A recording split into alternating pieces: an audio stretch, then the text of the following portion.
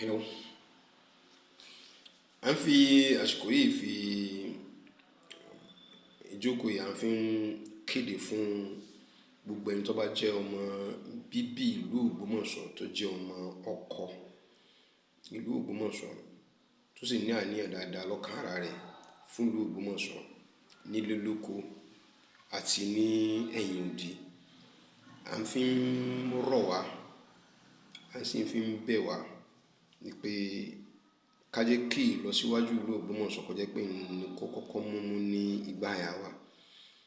Tí ìlọsíwájú Ògbómọ̀ṣọ́ bá múmú ní ìgbáyà wa, tí a bá gbọ́n tí ń ṣẹlẹ̀ lọ́tùn lósì, kò sí nǹkan kan sí méjì tí a ó ṣe ju pé kí a ṣe ìwádìí èyí tó bá jẹ́ òdodo nínú rẹ̀. Òun ni a ó gbà mú láti pé a ó lò. À ń fi àsìkò yìí fi ìwé ìpèpè àbí pé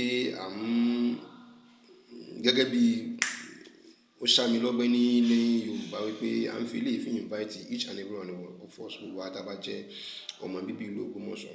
A wà lọ́nà jíjìn ni a wà nítòsí ní tá bá ní ohun tá fẹ́ sọ àbí tá fẹ́ ṣe lórí pé kí ìlú Ògbómọ̀ṣọ́ kó ó lè máa dàgbà. Ẹ kàn sí wa. Àwọn tó bá yẹ kí a sọ fún, a ó gbìyànjú láti sọ fún wọn. It will fall down to it. Àwọn ibi tó bá yẹ ká ṣe fídíò rẹ̀ ká fi show ayé kí ayé ó rí, a ó rí. A ní the development fún ìlú Ògbómọ̀ṣọ́. Gbogbo àwọn local government chairmen wa pátápátá tí a ní kí wọ́n ṣetán láti fẹ́ gba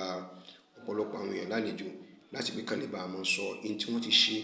àbí tán fẹ́ ṣe àbí tán ṣe ń ṣe lọ́wọ́lọ́wọ́ fún ìlú àti irú ìrànlọ́wọ́ tí wọ́n bá ń wá. Yálà láàrin àwọn aráàlú ni àbí láàrin ìjọba la bá ti ń wá. Tí gbogbo àyè bá ti ń wá, ìdàgbàsókè yóò mọ̀ wá láàrin wa, ọ̀rọ̀ ara wa yóò mọ̀ iye ara wa. Mo lọ rí ṣe irun mi ní àìpẹ́ yìí ní ibi tí mo ti mọ̀ ṣe irun. Mo bá àwọn ọmọ tí wọ́n mu igbó. Àwọn ọmọ tí mo rí tí wọ́n mu igbó yìí, mo fi Ọlọ́run bá búra fún yín pé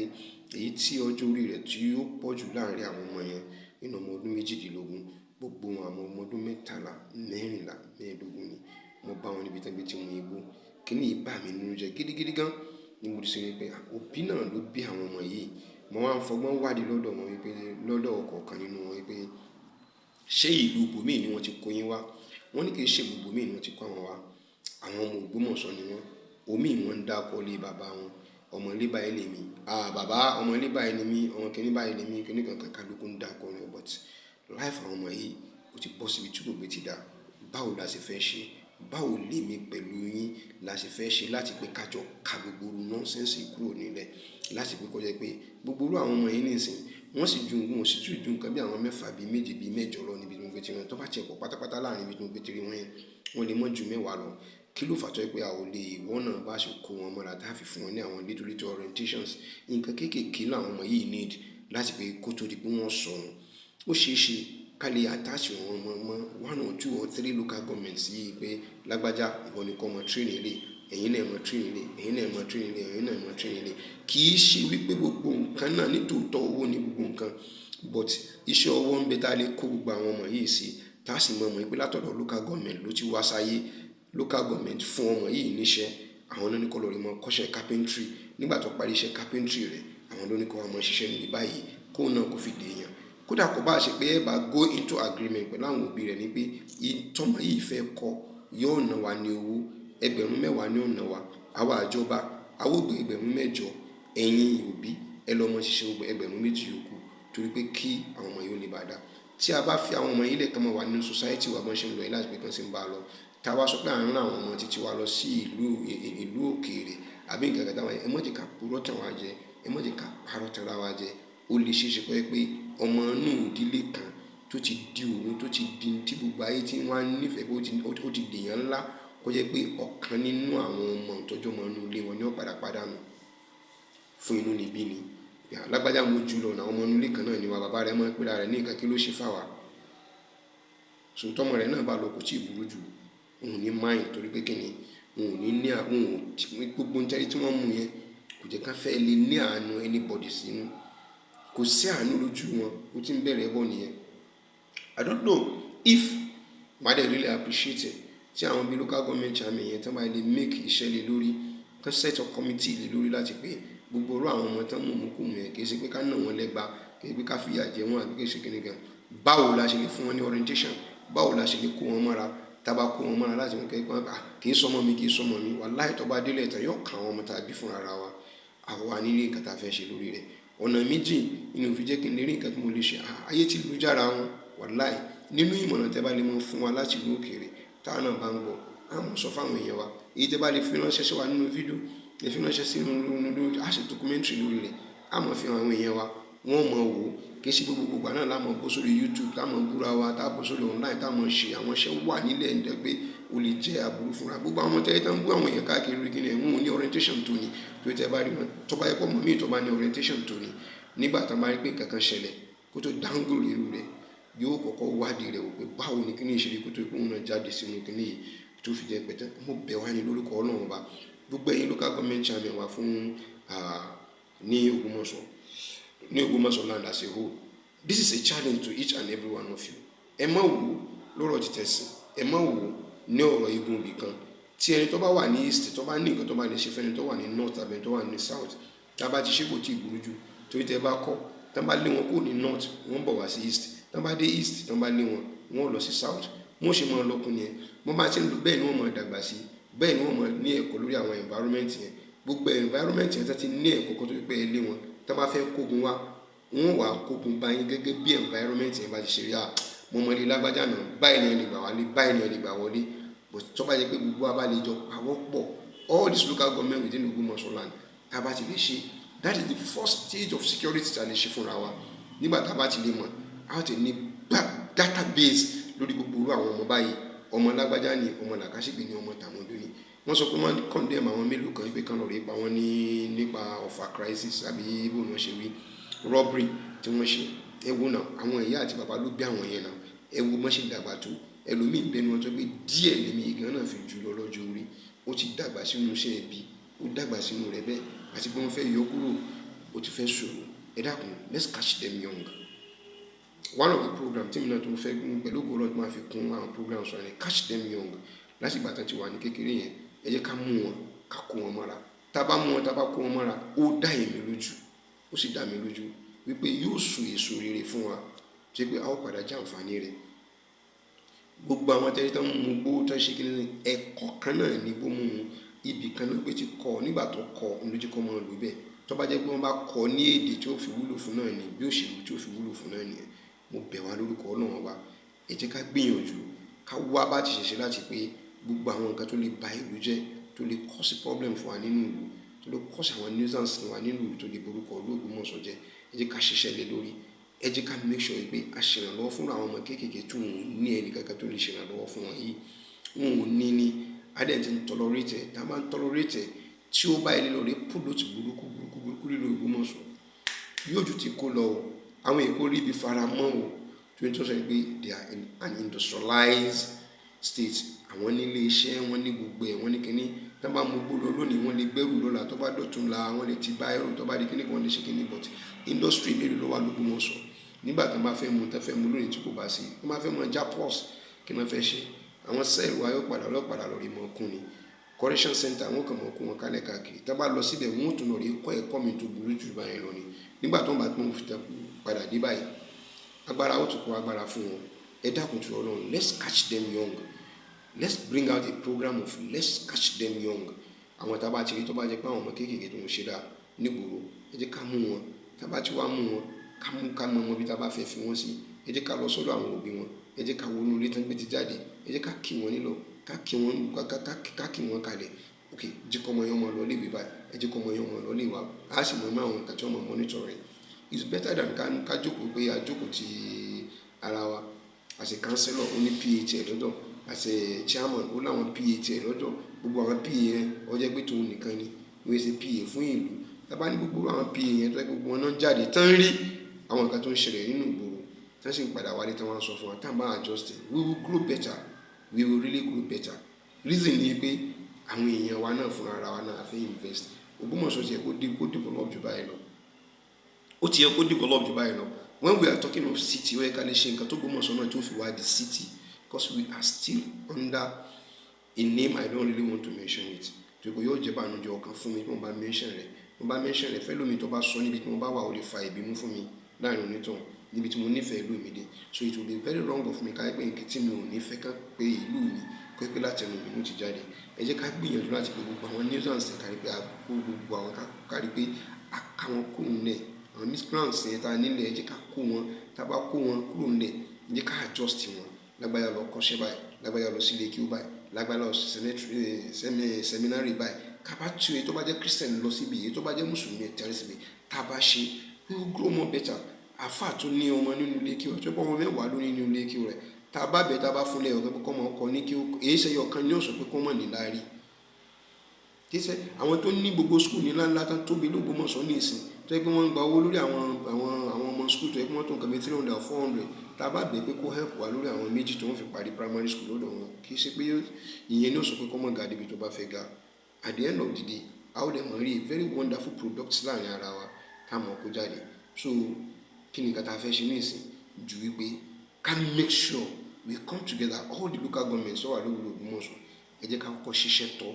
báwo la ṣe lè touch life àwọn ọmọ kéékèèké tó wà nínú Ògbómọ̀ṣọ́. Ẹ lọ rí ìwò ní ìsìn ọ̀pọ̀lọpọ̀ nínú àwọn obìnrin tó tẹ́ rí náà ẹ̀ náà rí ka àwọn obìnrin míì tó yẹ pé àwọn opó ni. Ọ̀pọ̀lọpọ̀ nínú àwọn opó yìí ní ìsìn wọ́n tún ti dákún wàhálà fún wọn lọ́nà wo ọjà tí wọ́n ń tà kò tó nǹkan wọ́n lọ rí balápò níbi tí wọ́n ti ń la pákó náà lọ rí tì wọ́n mọ́nú toilet náà fìyà jẹ wọ́n. I was sitting somewhere pẹ̀lú àwọn èèyàn wa níjọ́ kan ìyá kan bá wá bá mi ọ wá bá wa níbi tá a gbé ìjókòó ìyá yẹn bú sẹ́kùn ẹ dákun tó Ọlọ́run ṣe ìrànlọ́wọ́ fún mi ebi ọ̀pá mi ebi ń pa mí tòótọ́ àmọ́ kì í ṣe ibi tọ̀rọ̀ ebi kọ́ ló wá bá yín gbogbo nǹkan tí mo ní ni kò sí mọ́ owó lápò ni mo gbà inú kó bá mi báyìí ló ń dà mí láàmú báyìí nìsín kódà ẹ wo ọwọ́ mi ẹ rí inú wọn náà mo ṣe fẹ́ dá padà nítorí àìdá padà gan wọn tó lékún ni ó sì kó àìsàn sí mi lára. Àánú ìyá yẹn ṣe wá gidi gan. Unfortunately ó ti lọ tán kí a tó dó ó ní 2 naira 3 naira 4 naira 5 naira 6 naira béèrè àkójọ níjọ́ náà tàfi hàn ó ti lọ tán kí ìrònú yẹn tó ṣe wá bá gbogbo wa pé a ò bá síìtì ìyá yẹn kalẹ̀ ní kábílẹ̀rì pé èèlò ni owó lápò tó jẹ káwá wo bó la ṣe lè bá a sọ bó jẹ́ pé láàrin wa bá ṣe jókòó náà la fẹ́ rẹ́zẹ̀ ni tó bá jẹ́ pé àìsàn pé tó lọ́pọ̀ padà tó bá di jọba ẹ̀ka wá àwọn tá a sọ fún wa pé kán ràn wá lọ́wọ́ láti pé kán sanwó lápò rẹ̀ èèyàn kan nìyẹn láàrin ẹni tó yẹ pé kò lè fi kó fi tìjú kárùn nìyẹn ló jáde ló wá sọ pé n tó ń pass through ni a lot is there on ground. Mo ń cite example kan pẹ̀lú ẹnìkan níjọ́ kan and it has to do with somebody who is very very very very very very close to me. Àjọ wà pẹ̀lú rẹ̀ nígbà tó fi wà ní Èkó ni. Kí ni nǹkan tí mo fẹ́ wí pẹ̀lú bọ́bọ́ yìí nísìn nínú àránṣẹ́ Ọlọ́run ọba lọ́wọ́lọ́wọ́ mo ṣe wáyé nísìn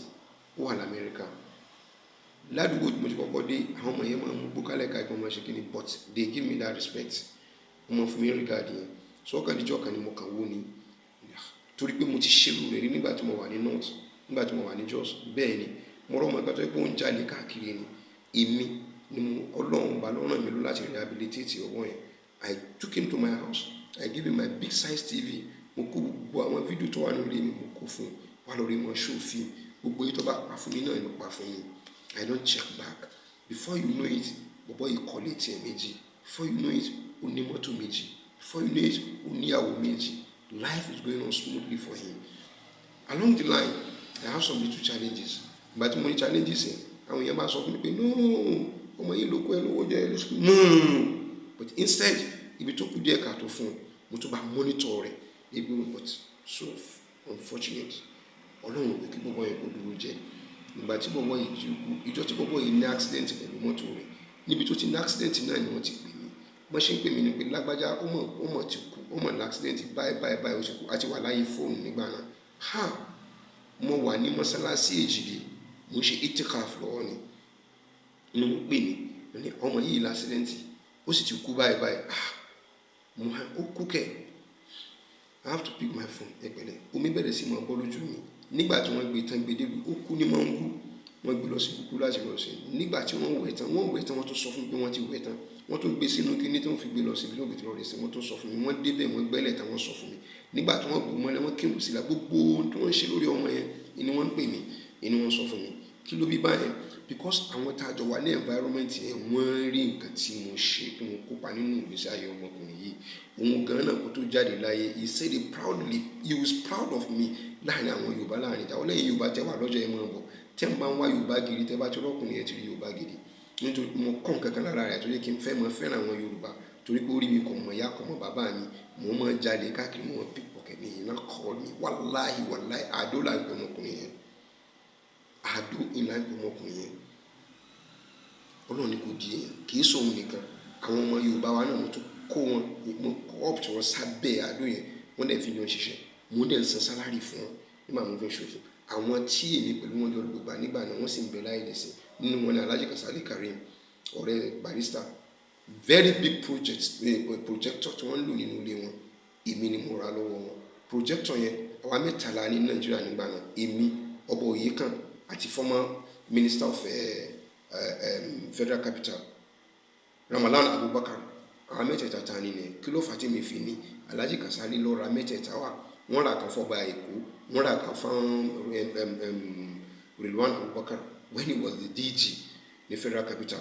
and Ọba Èkó yìí kan wọ́n rà wá torí pé ká fi bribe wọn pé torí pé kí company wọn Gleason kan lè bá wọn rí àwọn contracts díẹ̀díẹ̀ tí wọ́n mọ̀ gbà níbẹ̀ tí wọ́n mọ̀ ṣe wọ́n fún wọn lọ́kàn but as time will be ìgbà tí wọ́n ṣe ṣòfin in order to encourage me torí pé èmi pẹ̀lú àwọn AB channel tó yẹ pé wọ́n wá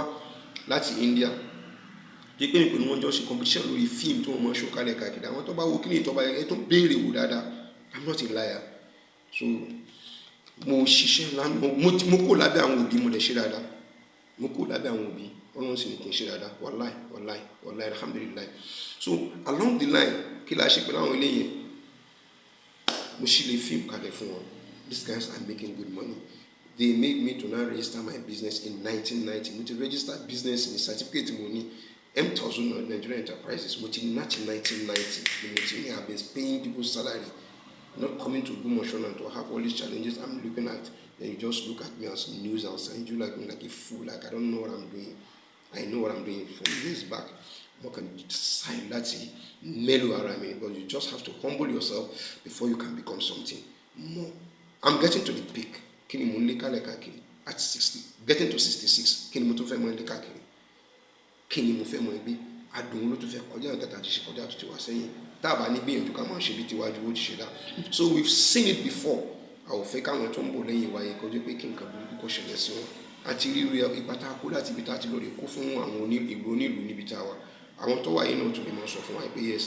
once upon a time there has been a street called Zubairu Street ní Bukuru mbẹ̀yẹn you ask how we come to have it but what I just want each and every one of us to know that pé ẹ dákun torí Ọlọ́run ẹni tí ó bá súnmọ́ wa báyìí òun náà lè ní kejì wa gẹ́gẹ́ bí àwọn oní Christianity I might not say it better àwọn náà wọ́n ṣe wọn wípé irú ìrànlọ́wọ́ la lè ṣe fún àwọn ọmọ kéékèèké yìí tá a bá ti ṣe tó yẹ pé gbogbo nǹkan tí àwa níta ní nílùú Ògbómọ̀ṣọ́ tí ò fi ní bàjẹ́ bí bá ṣe ń wá development fún Ògbómọ̀ṣọ́ tá a bá nílò àwọn ọmọ kéékèèké báyìí lára tó yẹ pé àwòkó wọn mọ́ra láti pé ká fi ọ̀nà bí ó ṣe dáa fún ọgbọ́jọ́ iwájú wọn ti ṣe rí tí a ò bá fi hàn wọ́n gbogbo nǹkan tá a bá gbé kalẹ̀ àwọn náà wọ́n tún padà lọ rí mọ́ vandalize ẹ̀ lóru tẹ́ bá gbé náà kalẹ̀ àwọn náà wọ́n lọ rí mọ́ tù járí ìbúlà ni wọ́n padà lọ rí fi ṣe wọ́n lọ rí mọ́ melting ni but at the end of the day nǹkan tó yẹ ká ṣe I still go back to that my word a stitch in time saves 9 ẹ ti ṣe tán báyìí láàmú òbí àwọn ọmọ wa ní bóòlù àṣẹ fẹ́ ṣe pẹ̀lú ó ti bá nǹkan jẹ́ wọ́n ti ṣe nǹkan millions kalẹ̀ yóò dẹ̀ lórí ìdàrú tó bá dàrú nísìnyí wọ́n dẹ̀ kó sínú tírélà wọn kó lọ sí ìlú míì ni wọ́n lórí ìta èlò wọn ta 20,000 30,000 nǹkan millions of naira láàrin ara wa so mò ń rọ̀ wá ní gẹ́gẹ́ bí nǹkan tí mo wí àwọn tí Ọlọ́run bá ní kí ọ̀rọ̀ yìí kò lè déwájú wọn lọ́dọ̀ àwọn aláṣẹ ẹ jọ̀ọ́ torí Ọlọ́run ẹ jẹ́ ká intervention ẹ jẹ́ ká tètè intervene as fast as possible láti pé gbogbo àwọn ọmọ tẹ̀rí tá à ń wí ẹ dákun torí Ọlọ́run ẹ jẹ́ ká gbìyànjú ká wo báwo la ṣe lè kó wọn kúrò nílẹ̀ owó ìjọba tí à ń ná síbi ìsẹ́ńtà náà sọ̀rọ̀ tá a fi ń tọ́jú ara wa káàkiri tá a bá yọ nínú rẹ̀ láti pé ká yọ gbogbo àwọn ẹni báyìí ká yọ wọn kúrò nínú ìgbèkùn wọ́n fẹ́ kẹ́jẹ́ ká lọ rí mọ̀ yẹn pé ọjọ́ ọ̀la Ògbómọ̀ṣọ́ yóò mọ̀ ṣe wò gidi ṣùgbọ́n tí a ò bá ṣe bẹ́ẹ̀ a ó bẹ̀rẹ̀ sí mọ ní challenges ẹ̀wọ̀n nǹkan tí ń ṣẹlẹ̀ káàkiri gbogbo street wa àti láwọn street guys nísìn àti láwọn different of carnival ta ni wọ́n ṣe kí wọ́n ṣe ń ká ọ̀yà ò tí sanwó ọ̀kadà rẹ̀ ò tí ṣe kí ni a ò rí tẹ́lẹ̀tẹ́lẹ̀ àwa yìí a ò gbọ́njú bá tẹ́lẹ̀tẹ́lẹ̀ but àti lórí gbé culture kan wá láti ibi tí kì í ti ṣe títí wa àti kì í bọ̀rọ̀ ọlọ́run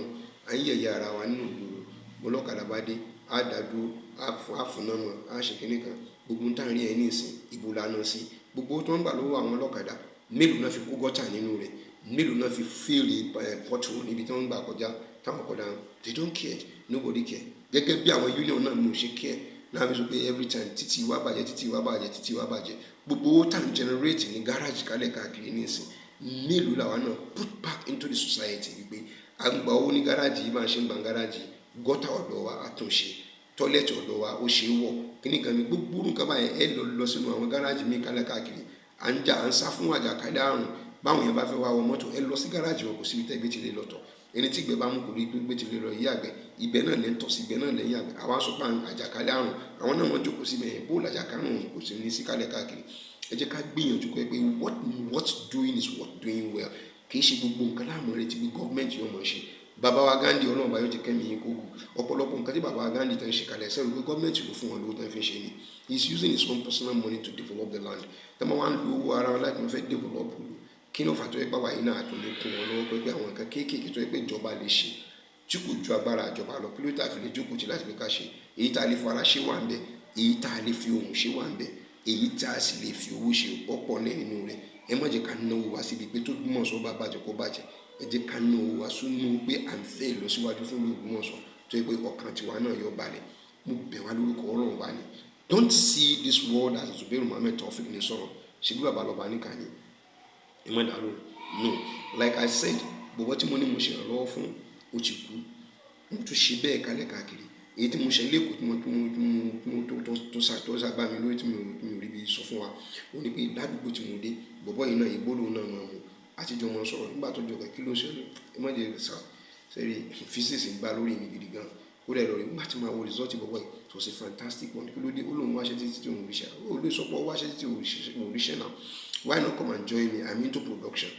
mo ṣe chalk ni bàbá mi ò lè ṣe chalk kí mo bá mu lọ sọ́dọ̀ yíbo tí mo ti mọ̀ ra material tó ń fi I'm into production bọ̀bọ̀ yìí yóò mọ̀ bẹ́ẹ̀ lóòdì gypsum rẹ̀ yóò mọ̀ ṣe kiri ó ń dẹ̀ ń ṣe bẹ́ẹ̀ but look at it nígbà tí ó ní jíbówú nígbà tí Ọlọ́run bá tó ṣetán tó fẹ́ ṣèrànlọ́wọ́ ọmọkùnrin yìí one day I was just talking with him ló bá fi kíní kan hàn mí ó ní sà ó ní ewu kíní yìí ó ní ṣe kíní yìí lè rí ìlàbí kò ní rí mu either it's going to be real or no real I want you to try as much as possible as you can do it ọ̀rọ̀ tí mo sọ fún even my own immediate family mi ò sọ fún wọn rí I was the person that raised the money láti bá ṣe kí ni international passport rẹ tó ṣe I raised my own wife in my house wallahi I did not tell her I used my own money to get his international passport today I thank God Almighty he doesn't want me to disclose it and I'm not going to disclose his name and alhamdulillah he pay back yín bẹ́ẹ̀ náà àwọn tí mo soft mind mi tọ́ka mi bá fẹ́ bàjẹ́ pẹ̀lú nǹkan tí ń lọ nílùú àní dáàdì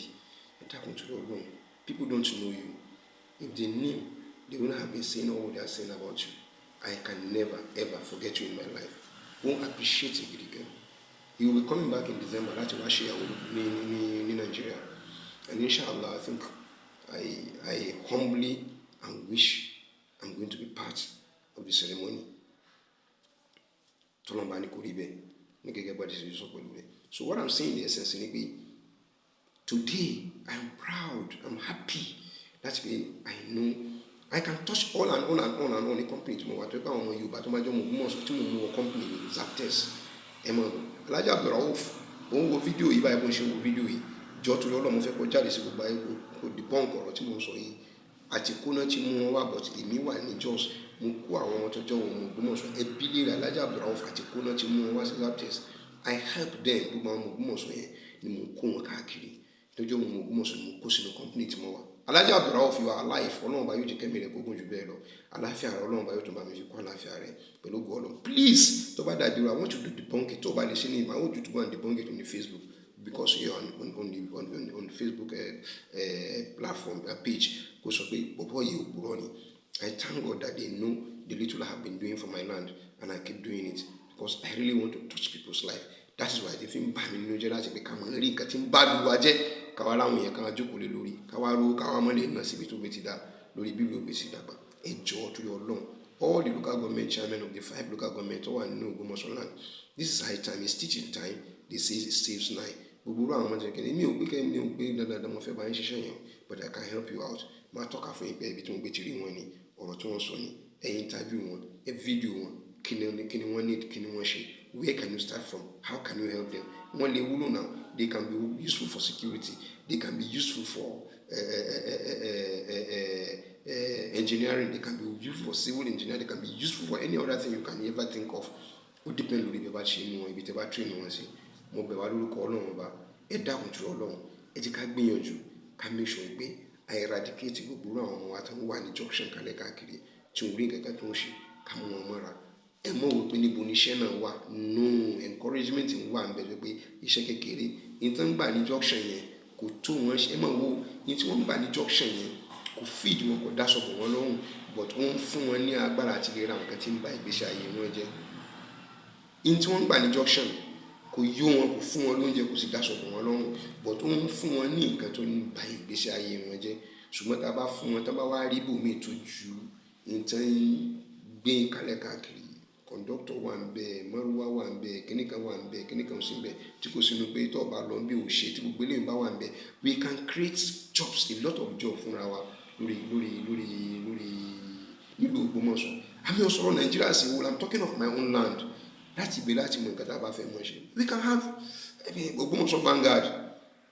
àwọn tó lè dàgbà nínú wọn, káwọn civil defence kan bá wa train wọn, kí àwọn operation boss kan bá wa train wọn, register them, kan train gbogbo àwọn eléyìí, kan protect ilẹ̀ wa fún wa pẹ̀lú nǹkan tá a fẹ́ ṣe. Owó wọn sàn fún wa ní security vote, gbogbo security vote wọn ká máa ń ná, tí salary wọn kódà kọ́ mọ́ ju nǹkan 10,000 15,000 kó jẹ́ pé 20,000 ní, ẹ má fojú wo owó yẹn kéré, ó sì bẹ́tà 10,000 tí wọ́n ń gbà ní bus stop kálẹ̀ káàkiri tó yẹ pé igbó ni wọ́n fi mú, ọtí ni wọ́n fi mú tó fi bàlújẹ́. Ọlọ́run bá kò ní ba ìlú Ògbómọ̀ṣọ́ jẹ́. I have a clear mind that I am for my fatherland, and mo wá ìlọsíwájú fún ìlú Ògbómọ̀ṣọ́, and Ọlọ́run kó san èmi àti àwọn olólùfẹ́ mi tí wọ́n fẹ́ dáadáa fún ìlú Ògbómọ̀ṣọ́, kó san wá lẹ́san gẹ́gẹ́ bí àníyàn ọkàn wa ó bá ti ṣe rí. Dáadáa la wá fún ìlú Ògbómọ̀ṣọ́, àwọ̀ àbúrú fún Ọlọ́run bá yóò ṣe dáadáa fún wa, Ọlọ́run bá kò ní fi wálẹ̀. Ẹ dákun gbogbo ẹ̀yin náà tẹ́yìn náà tún wà ní diaspora, ẹ dákun gbogbo nǹkan tó lọ́n bá fún yín lágbára tẹ́ lè ṣe láti pé kẹ́ fi ràn wá lọ́wọ́ nílùú Ògbómọ̀ṣọ́, láti pé kí Ògbómọ̀ṣọ́ kó lè bá dàgbà, tẹ́ bá ṣe fún wa kò tí ì burú jù. Sister wa kan bẹ, she's not from Ògbómọ̀ṣọ́ land, and she's an Edo. Every time mo ní àwọn ọ̀rẹ́ wa tó gbé àjọ mọ̀ ṣe program báyìí, TV program báyìí táwa ní Lẹ́kọ̀ọ́, ọ̀pọ̀lọpọ̀ gbà ní máa assist àwọn ọmọ aláìní tí ó fi nǹkan ránṣẹ́ pé ẹ bá most times lábá ti lọ á lọ rí kámẹ́rà, wọ́n dẹ̀ kámẹ́rà wọn pé ìtàn ṣe ni ìtàn gbóò ní ọ̀sẹ̀ pé wọ́n rán àwọn èèyàn lọ́wọ́. She has touched people's life. Ó lè ra nǹkan, ó sẹ́ndì ẹ̀ sí wọn ní kẹ́ lórí fún wọn, wọ́n dẹ̀ lórí fáwọn èèyàn, wọ́n dẹ̀ ṣe fídíò pé wọ́n ṣe nǹkan báyìí, wọ́n ṣe nǹkan báyìí, wọ́n ṣe nǹkan báyìí. Ọlọ́run ní jí kọ́rọ̀ tiwa kó dídí ká lórí mọ́ tọrọ ká tó rí nǹkan tá a bá fẹ́ jẹ́. Èyí tí ń ṣẹlẹ̀ nílùú, Ọlọ́run bá yọ̀ bá wa ká kúrò nílẹ̀ ní títa burú tí ń ṣẹlẹ̀, Ọlọ́run bá yọ̀ bá gbé dáadáa sílùú. Mo bẹ̀ wá lórúkọ Ọlọ́run bá gbé dákun tó rẹ̀ tẹ́ wà ní diaspora, ẹ jẹ́ ká ní mind wípé kì í ṣe pé ilé wa àjò ilé dundun kọ́ dàbí ilé. Ẹ dákun tó Ọlọ́run, mo bẹ̀ wá lórúkọ Ọlọ́run, wọn ò ní torí àìsàn kan tó lè kan gbé yín padà wá sílé. Gbogbo àwọn apẹniwálé tó yẹ pé wọ́n fi báǹkì èèyàn jẹ́, wọn ò ní rí yín pé dípò wọ́n fi dá yín padà wá sílé. I've ever had such a person. Ìyá ni, òun ló bí ọmọ rẹ̀, òun gan ló sì fẹ́nu ara rẹ̀ sọ fún mi, kì í ṣe pẹ́ lómi, ó sọ fún mi gan fún ara mi ni bó ṣe jáde ní ihò ọmọlúàbí láàrin òru tó ránṣẹ́ pé ọmọ rẹ̀ láti ìlú Amẹ́ríkà. Ọmọ rẹ̀ ẹ̀dẹ̀ ni, òun ló ṣe òkùnfà bí àwọn ọmọ rẹ̀ mẹ́rin mọ́ ṣe lọ sí ètò wà ní Canada, ètò wà ní US. Wallahi tallahi, tí ọ̀rọ̀ náà máa sọ ètò bá jẹ́ àròsọ ní kí Ọlọ́run bá kó fi bí mi. She did everything, mo mọ bá wọn ṣàdúrà ní family wọn, nígbà mo fi tẹ̀ dé kù, mo bá wọn ṣàdúrà. Nígbà tí mo pè ìyá yìí kí la fẹ́ ṣe pẹ̀lú ọ̀rọ̀ ọmọ yìí báyìí in tí wọ́n dàgbé kòkòrò tí ń jọ fún, she leaked it to me láti sọ fún mi pé in tó ń ṣe ni òun ló ń pè wá ní. You can just understand. Ìyàwó ń fa ọkọ, ìyá ń fa ọkọ, ìyá ń fa ọmọ rẹ̀, ìyàwó ń fa ọkọ. The forces are so much on this man. Gbogbo nǹkan tí bọ̀bọ̀ yìí ní níwọ̀nba òun kó wá sí Nàìjíríà, ó perish lójú bọ̀bọ̀ yẹn. Wallahi, you need to see the building tí guy yẹn kọ́. All these things just perish. But then John man naga will not be because ó wá sí Nàìjíríà ni, not his own making. wọ́n pè wá sílé ni àwọn tí ó pè yín wálé irú rẹ̀ Ọlọ́run bá kò ní jẹ́ kẹ́ bá pàdé gbogbo yín pátápátá gbogbo bàtẹ́ bá fẹ́ wálé sí dáadáa lẹ́fẹ̀ẹ́ wá ṣe dúró sílé tẹ́ máa sí ń bọ̀ ọkàn yín ó balẹ̀ lórí gbogbo tẹ́ bá ń fẹ́ ṣe ni ẹ̀yin tẹ́ wá ní ẹ jẹ́ ká ṣe bá ti ṣe tó jẹ́ pé ilé yóò fi máa wà tó wà conducive fún àwọn tá a wà nílé tí ó fi máa attract àwọn tó wà níta láti pé káwọn ṣe nǹkan dára tó wà l'Ógbómọ̀ṣọ́ ẹ dákun tó Ọlọ́run way forward nípa Ògbómọ̀ṣọ́ ni mo fẹ́ kẹ́ jẹ́ kí gbogbo akájọ sọ say it as it is yóò mọ̀ wáyé pẹ̀lú gbọ́ọ̀lọ́ at the same time catch them young and put them into the right place where they belong pẹ̀lú gbọ́ọ̀lọ́ Ọlọ́run jẹ́ kó mọ̀ wáyé gbogbo mi ìdábà tó wọ́n ṣe online àwọn ọmọ rí Ọlọ́run kún wa. Assalamu alaikum warahmatullahi wabarakatuh.